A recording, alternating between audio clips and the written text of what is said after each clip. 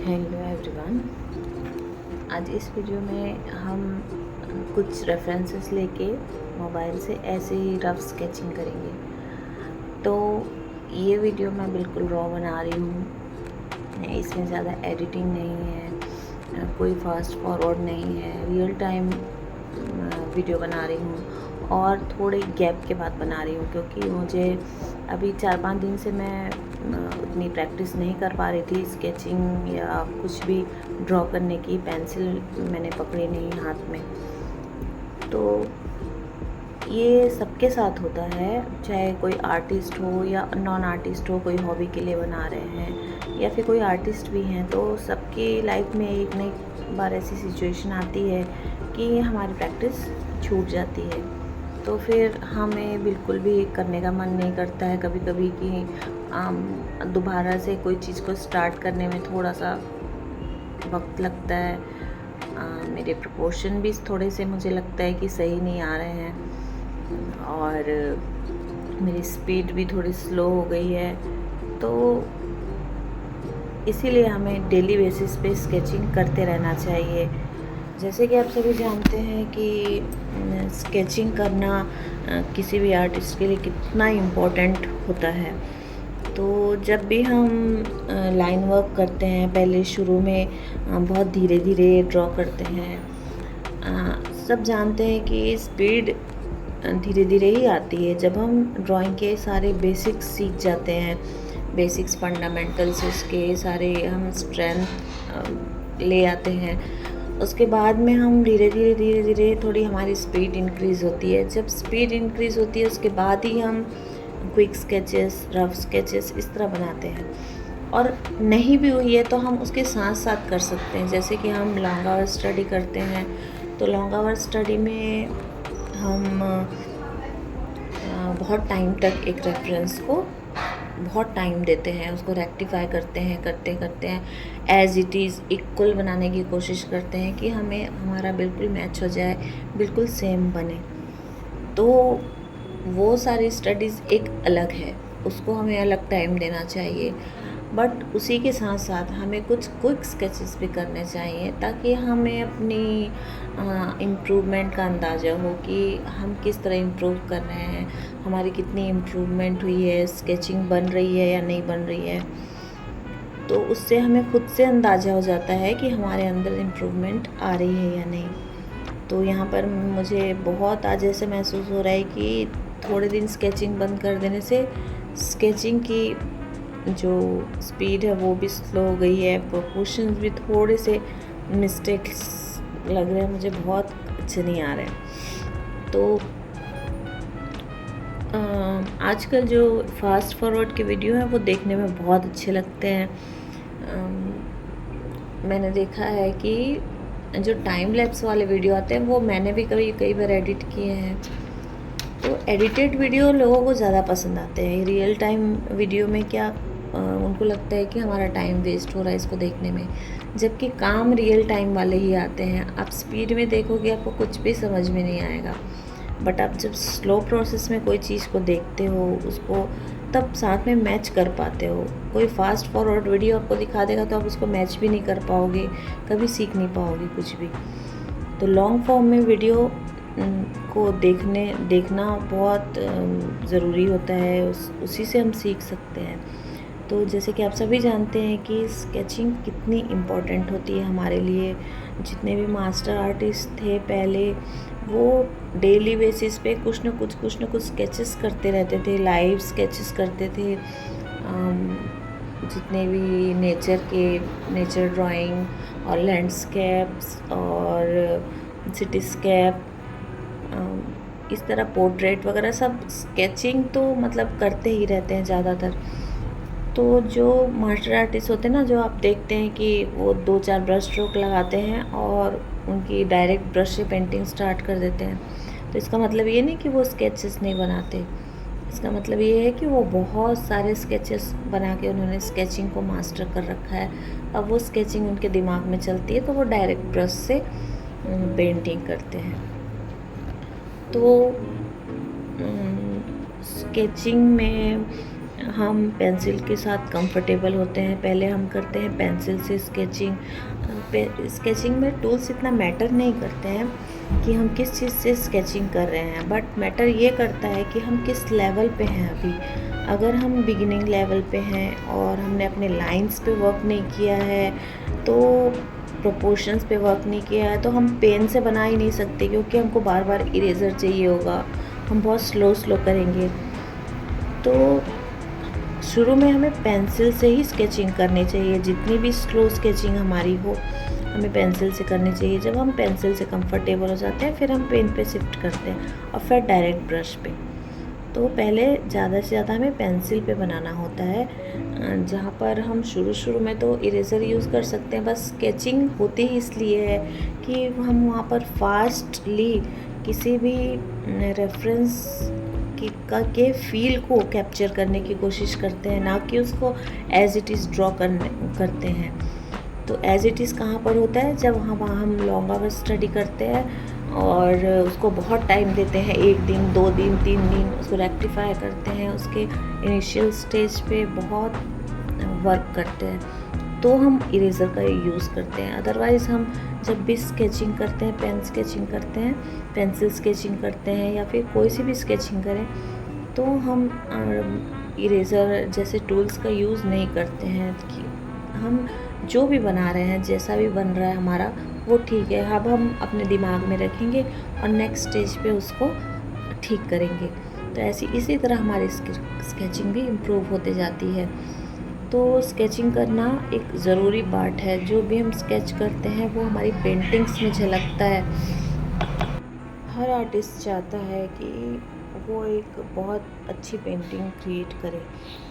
वो पेंटिंग फिर बड़े साइज़ की हो, छोटे साइज़ की हो, कलरफुल हो, कोई भी कलर मीडियम हो, वाटर कलर हो, एक्रिलिक कलर्स हो, ऑयल कलर हो, पोर्ट्रेट, कोई भी चीज़ हम बनाएं, तो हर आर्टिस्ट चाहता है कि उसकी पेंटिंग बहुत अच्छी बने।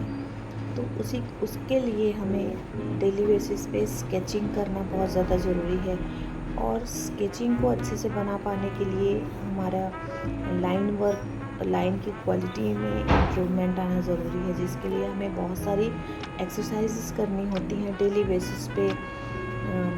ओवरहैंड ग्रिप में, ट्राइपॉड ग्रिप में। अभी मैं ट्राइपॉड ग्रिप यूज़ कर रही हूँ।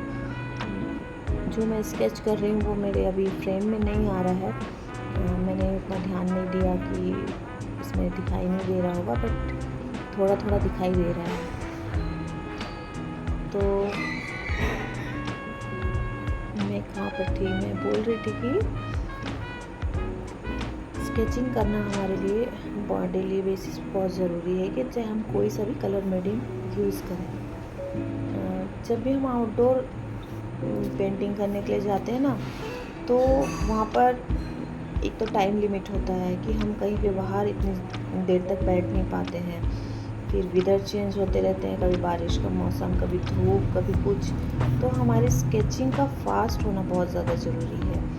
तो जब भी हम डेली बेसिस पे स्केचिंग करते हैं, तो हमारी स्केचिंग की एबिलिटी डे बाय डे ज़रूर इंक्रीज़ होती है। उसके लिए हमें उसको रेगुलर बेसिस पे टाइम देना बहुत ज़्यादा ज़रूरी होता है। आर्ट में सारी चीज़ें एक दूसरे से जुड़ी हुई होती हैं, कि जो पेंसिल से स्केच करते हैं हम पेन से भी करते हैं, क्योंकि हमारे पास ऑप्शन नहीं होता है कि हम यहाँ पर मिटाने का। जैसे हम पेंसिल से करते हैं ना, तो कई बार हम मिटा भी लेते हैं, बट जैसे मैं यहाँ चारकोल पेंसिल से कर रही हूँ, तो इसे मैं मिटाऊँगी तो उतने अच्छे से इरेज नहीं होगा। तो हम डायरेक्ट चारकोल पेंसिल से या 10B पेंसिल से भी स्केचिंग हमें करनी चाहिए। जब हम लॉन्ग आवर स्टडी करते हैं ना, तब हम HB पेंसिल से, बहुत हल्की कलर की पेंसिल से यूज़ करते हैं, ताकि वो अच्छे से इरेज हो सके। अदरवाइज़ हमें डार्क पेंसिल ही यूज़ करनी है, क्योंकि वो थोड़ी डार्क है। हम अपने हाथों का जो प्रेशर है उसको कंट्रोल करके हम लाइट डार्क कर सकते हैं अपनी पेन स्केचिंग में। जब भी हम ना पेन्स यूज़ करते हैं और डार्क पेंसिल्स यूज़ करते हैं, तो हमारे पास ऑप्शन ख़त्म हो जाता है कि हम इरेज़र का यूज़ करें। तो हमारा स्केचिंग करने का मोटो ही यही रहता है कि हम इरेज़र से फ्री हो जाए, क्योंकि जब भी हम बिगनिंग स्टेज पे होते हैं तो हमें मिटा मिटा के बनाने की आदत होती है। मुझे भी इतनी आदत थी, मैं भी बिना मिटाए, बिना मतलब उसको सुधारे कर ही नहीं पाती थी। लेकिन धीरे धीरे जैसे जैसे हम प्रैक्टिस करते जाते हैं तो इरेज़र की आदत हमारी कम होती जाती है। तो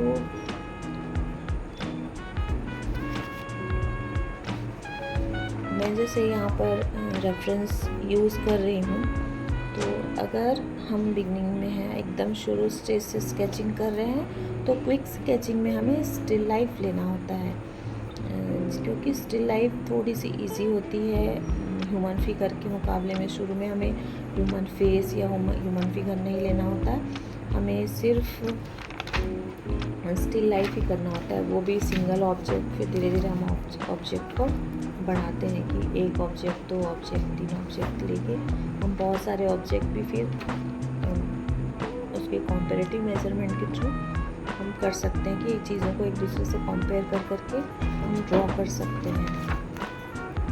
स्केचिंग करने के एक बेनिफिट नहीं है, स्केचिंग के इतने सारे बेनिफिट हैं ना, अगर गिनवाते रहो तो उसका ख़त्म ही नहीं होगा। पहला तो हमारी प्रोपोर्शनल जजमेंट एबिलिटी बढ़ती है, हम अपने रेफरेंस को फटाफट देखते हैं तो उसमें हमें अपनी फटाफट गलतियां नज़र आती हैं। हम ओवरऑल एक बार पूरी चीज़ को जो ऊपर से नीचे तक बना लेते हैं, उसके बाद हम चाहें उसको कितना भी टाइम दें, उसमें डिटेल ऐड करते रहें, तो वो उतनी फाइन वर्क बनते जाती है। अदरवाइज़ हम 1 मिनट की, 2 मिनट की, 20 सेकेंड की, 30 सेकेंड की, इस तरह की कितने भी टाइम लिमिट में स्केचेस बना सकते हैं। स्केचिंग का ऐसा कोई वो नहीं होता है, ज़्यादातर स्केचिंग हम उसे ही कहते हैं कि हम अपनी पेंसिल को पेपर से ना उठाएं, हम डायरेक्ट स्केच करते जाएं। बट शुरू में थोड़ा सा हमें ये सारी चीज़ें हमारे लिए थोड़ी नई होती हैं, हमारी स्पीड इतनी कम होती है, तो हम सब चीज़ कर सकते हैं। हम कभी कभार इरेज़र भी यूज़ कर सकते हैं, फिर हम अपने हाथ भी उठा सकते हैं। तो रूल्स रेगुलेशंस इसलिए नहीं होते, रूल्स हैं लेकिन धीरे धीरे हमारी चीज़ें बढ़ती हैं, एक साथ ही हम अपने आप को इतना आगे नहीं बढ़ा पाते हैं कि हम एक बार में जंप करने की कोशिश करते हैं ना, तो फिर हम गिरते ही हैं, फिर हम उठ नहीं पाते हैं। तो अगर मैंने बात की थी कि हम मीडियम कोई सा भी यूज़ करें, जैसे कि हम अगर वाटर कलर कर रहे हैं तो भी हमें स्केचिंग का इम्प्रूवमेंट होना ज़रूरी है। हम एक्रिलिक करें, ऑयल कलर करें, कुछ भी करें, हमारा स्केचिंग का इम्प्रूवमेंट हमारे लिए सबसे प्रायोरिटी होती है। तो स्केचिंग में हमारा प्रेशर कंट्रोल भी बहुत ज़्यादा ज़रूरी होता है कि हम कहाँ पर डार्कली पेंसिल को चला रहे हैं, कहाँ पर लाइट प्रेशर दे रहे हैं, क्योंकि हम हर जगह पे एक प्रेशर नहीं देते हैं, हम अलग अलग जगह पे अलग अलग प्रेशर देते हैं। जहाँ डार्क होता है वहाँ थोड़ा ज़्यादा प्रेशर देते हैं, जहाँ लाइट पार्ट होता है तो हम वहाँ पर एक सिंगल पेंसिल से बहुत सारे शेड्स हम कर पाते हैं। इस तरह से स्केचिंग करते वक्त ना ज़्यादा प्रेशर नहीं लेना चाहिए। कई लोग क्या ड्राइंग को एकदम प्रेशराइज कर देते हैं कि एकदम एज इट इज़ ही बननी चाहिए, ये ऐसा दिख रहा है तो बिल्कुल ऐसा ही बनना चाहिए, लेकिन स्केचिंग में ऐसा कुछ नहीं होता। स्केचिंग हम अपने मज़े के लिए करते हैं, अगर हम फ़न के वे में देखें तो स्केचिंग करने में हमें बहुत मज़ा आता है, क्योंकि वो फास्टली हम रफ पेपर पे रफली कर रहे होते हैं ना। जब हम लॉन्ग आवर स्टडी करते हैं तब फिर आपको टेंशन हो सकती है कि लाजमी है वो कि हमारी पिक्चर से मैच नहीं कर रही। वो एक अलग पार्ट हो जाता है एक्यूरेसी का, जहाँ पर हम कोई रेफरेंस लेते हैं और उसको एक्यूरेटली ड्रॉ करने की कोशिश करते हैं, तो वहाँ पर हम टेंशन ले सकते हैं, वहाँ पर हम रुक के बना सकते हैं कि हम बहुत गैप ले रहे हैं, फिर से देख रहे हैं, फिर अपने ठीक कर रहे हैं। तो वो जो स्टडी होती है वो हमारी स्केचिंग में काम आती है। जो भी एक्यूरेसी हम सीखते हैं वो हमारी क्विक स्केचिंग में बहुत हमारी हेल्प करती है। हमारे प्रोपोर्शंस सही होते हैं और हमारा प्रेशर कंट्रोल सही होता है, हमारी लाइंस की क्वालिटी हमारे डेली बेसिस पे जो हम लाइन की प्रैक्टिस करते हैं उस पर डिपेंड करता है कि हम कैसे कैसे प्रैक्टिस कर रहे हैं। ओवर हैंड ग्रिड में अगर हम प्रैक्टिस करते हैं तो हम जब बड़े लेवल पे कोई बड़ी बड़ी स्केचेस बना रहे थे, अभी मैं यहाँ A4 के साइज़ पे मैंने 4 स्केचेस बनाए हैं, तो धीरे धीरे हम उसकी साइज़ भी इंक्रीज़ करते हैं कि हम A4 के पेपर पे 2 बनाएंगे, A4 के पेपर पे फिर 1 बनाएंगे, फिर इस तरह हम थोड़े बड़े पेपर पे जाते हैं जो कि न्यूज़ प्रिंट पेपर होते हैं ना, उस पर हम प्रैक्टिस करते हैं। तो इस तरह हम अपने साइज़ को भी इंक्रीज़ करते हुए चलते हैं, लेकिन शुरू में हमें छोटे साइज़ के ही बनाने चाहिए। ज़्यादा बड़े बड़े बनाने से हमारे प्रोपोर्शंस बहुत ज़्यादा मिस्टेक्स आती हैं, तो शुरू में हमें छोटी ड्राइंग से ही स्टार्ट करनी चाहिए, चाहे हम स्केचिंग करें या फिर हम जो प्रैक्टिस कर रहे हैं, लॉन्ग आवर स्टडी कर रहे हैं, वो भी A4 साइज़ की ही करनी चाहिए। बहुत ज़्यादा बड़ी हमें शुरू में नहीं करनी चाहिए। तो अगर आप इस तरह के और बहुत सारी स्केचिंग वीडियोस देखना चाहते हैं या फिर आप अपकमिंग टाइम में मैं लॉन्ग आवर स्टडी के जो कि बिल्कुल बिगिनिंग लेवल पे होंगे, एकदम सिंपल वीडियोस होंगे जिससे आप बहुत कुछ सीख सकते हैं। अगर आप एकदम बिगिनिंग लेवल पे हैं तो आप वहाँ से स्टार्ट कर सकते हैं बेसिक लेवल से। तो और ज़्यादा जानकारी के लिए मुझे आप इस नंबर पे मैसेज भी कर सकते हैं और मेरी व्हाट्सएप कम्युनिटी पे भी जुड़ सकते हैं, जहाँ मैं स्केचिंग पे गाइड भी करती हूँ। तो स्टे ट्यून्ड एंड सब्सक्राइब कर लीजिए चैनल को।